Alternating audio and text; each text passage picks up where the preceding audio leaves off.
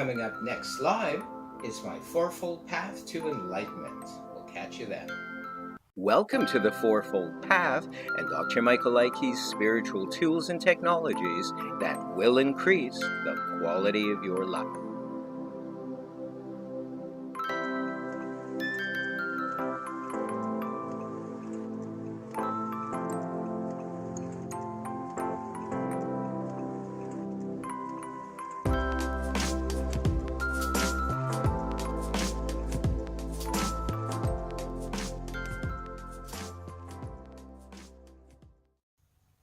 And welcome everybody to my brand new podcast slash webcast. It's called The Fourfold Path to Enlightenment. And we're pretty excited about this endeavor, if you will, because mainly it's a different subject matter. I mean, it's the same, but it's not at all what you may be used to in the past, where say I put out a book, one of many books, and that was it. Either you bought it or you didn't, you read it or you didn't, you practiced whatever was in there. For example, The Songs of the Soul is, or was, it's still out there, really good book. The Spiritual Mind Science book as well, which is an elaboration of The Science of the Soul, has tons of spiritual tools, all of which here are in the Fourfold Path to Enlightenment as well.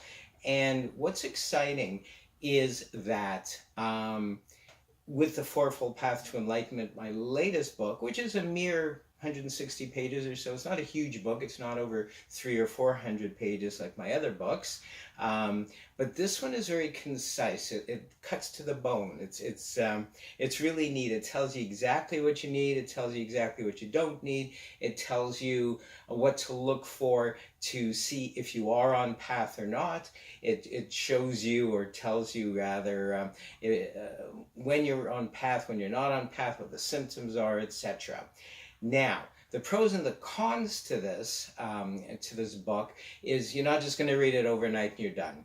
Or you're not just going to read it over a period of time and you're done. You're going to have to do the spiritual tools and technologies or practices that I outline. And they're timeless. They're thousands of years old. There's nothing new in this book, although it may seem to some of you like it's new, or that it's kind of it's veering off into something else.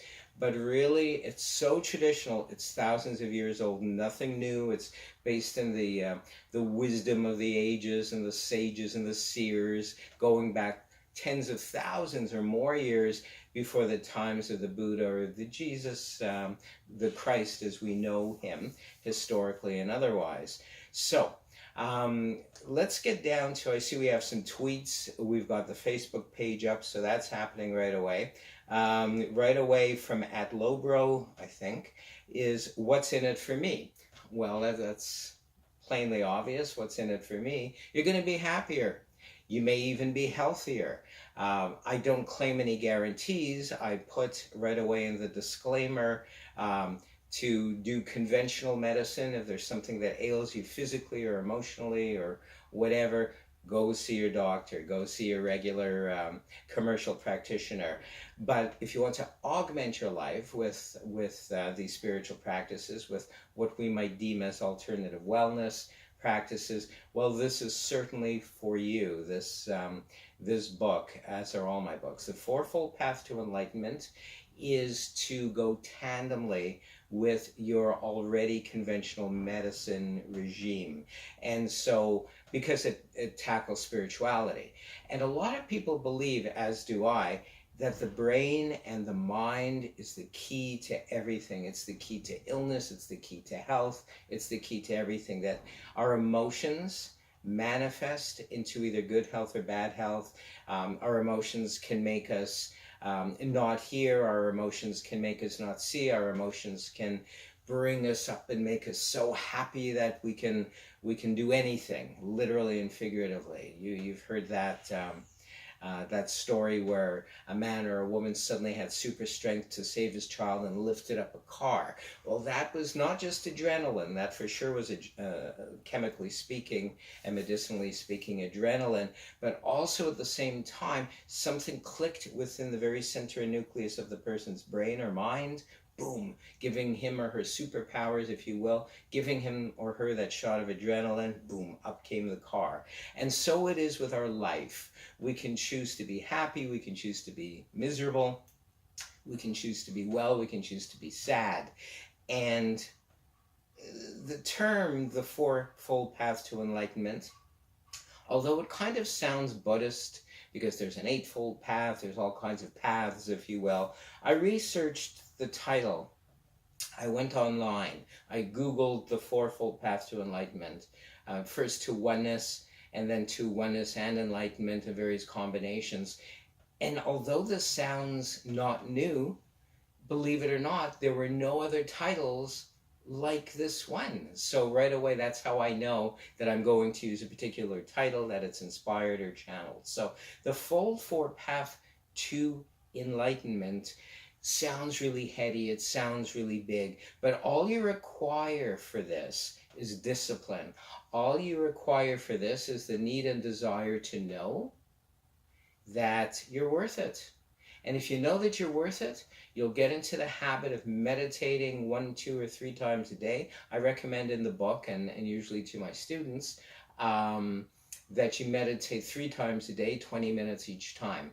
But you can get away with one time 20 minutes. You can get away with twice a day 10 minutes. So when you get up in the morning and you go about your bathroom activities and your exercises, your physical exercises, your energetic exercises, if you do yoga and Tai Chi or whatever, then you sit, and even before breakfast, you make time, you make room, sit in quiet contemplation, as long as your back is straight.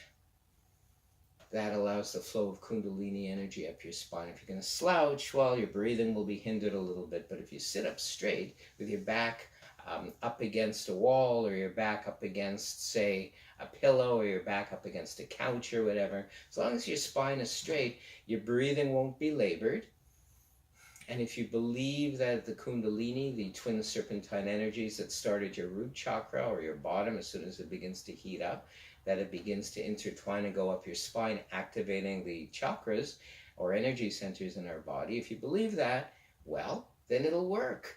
If you don't believe it, just sit up straight. Your breathing will be simpler and less toiled. So, generally speaking, that's all you need to do. The quick edit for the Fourfold Path to Enlightenment is this: meditate. Meditate once, twice a day, 20 minutes a day. You'll begin to heal. You'll begin to clear any unconscious issues at the various levels of your mind. In spiritual mind science, or theocentric psychology, if you will, we believe that exists multiple layers of the mind, not just as in Western psychology, not just the center of our mind, which is the libido, and then the subconscious or the memory bank that contains traumas, etc. And then the surface level. With Eastern psychology, or theocentric, or spiritual mind science, we believe that the unconscious mind is multi-layered, and that has to be cleaned up. It has to be healed. And the simplest, although it is time-consuming, but very effective, is meditation. Because, as well, in Eastern psychology, we believe at the very center and nucleus of our mind or brain exists God, perfect mind, universal mind, whatever word you have for God, whatever word you have for creator, creation, the very same thing that, in essence, made us, the very same thing that comprises every single one of the trillions of cells of our body. That is so. And if you don't believe in God, don't believe in God. Just sit and meditate. Just sit, close your eyes, focus in upon the brow or third eye area, follow your breath with no thought, no idea of healing, no thought or idea of anything. Just do that and it'll be effective. If you add other practices, if you will, the other spiritual tools and technologies that we're going to briefly cover in this introductory show, then wow, then you really have it going. But just sit, close your eyes gently, focus up in here, focus on your breathing. There has to be no necessarily religious connotations. You don't have to believe in God. Believe in relaxation because it'll certainly relax you at the very least. It's a great drug-free way to relax. And so, with that in mind, this is why every single one of my broadcasts, except this series of the Fourfold Path to Enlightenment, will always have an affirmative prayer treatment or a meditative mind treatment or just a nice meditation. If you've been following me for 10 seasons on my other blog talk show, then you'll know that I usually start off and or end each broadcast with a meditative treatment. And that's to kind of get you in the mood. That's to kind of raise your vibration, your energy up to oneness with who and what you really are. We have another tweet here at Septic or Skeptic. I don't believe in God. That's all he or she says. You don't, as I say, you don't have to believe in God. All you have to do is just sit and do these practices.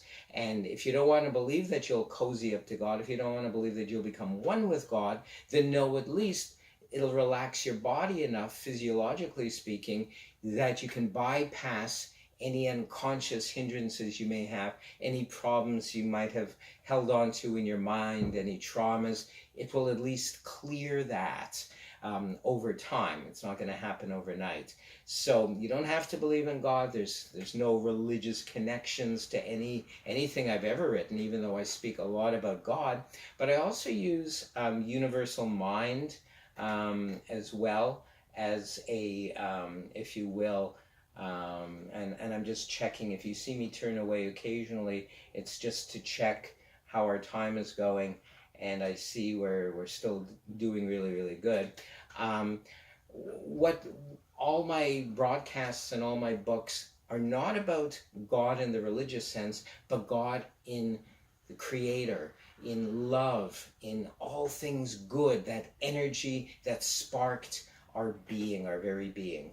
So, to briefly recap before we finish, because these broadcasts are only 15 minutes. They're not the usual half-hour podcasts that I usually put together.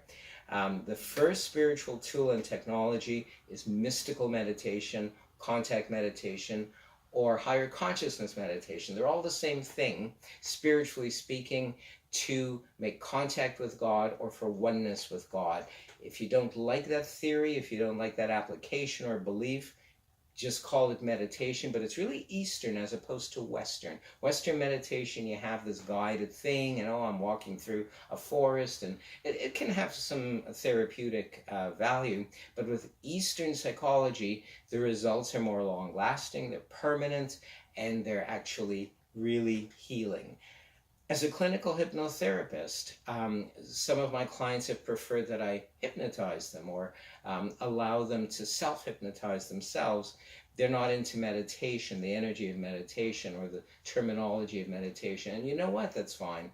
No problem at all. Because, again, it doesn't have to have any religious connotations. So mystical contact or higher consciousness meditation is the first spiritual tool on your way to the fourfold path. And the fourfold path, once you get there, and we will during this series of broadcasts, wow, that's the whole key to everything. Because you can sit and meditate forever. That'll really do you a lot of good. That'll heal you on one level or another. It'll relax you enough that physiologically speaking, your limbs become more supple and things start to flow. If you oxygen or whatever it is you believe in, it will all flow a lot easier. Next show, we're going to go into the second spiritual technology, which is scientific prayer. I hope you'll join me then. I'm so looking forward to these broadcasts. I'm Reverend Dr. Michael Likey for the Fourfold Path to Enlightenment. Until next time, peace and richest blessings. Welcome to the Fourfold Path and Dr. Michael Likey's spiritual tools and technologies that will increase the quality of your life.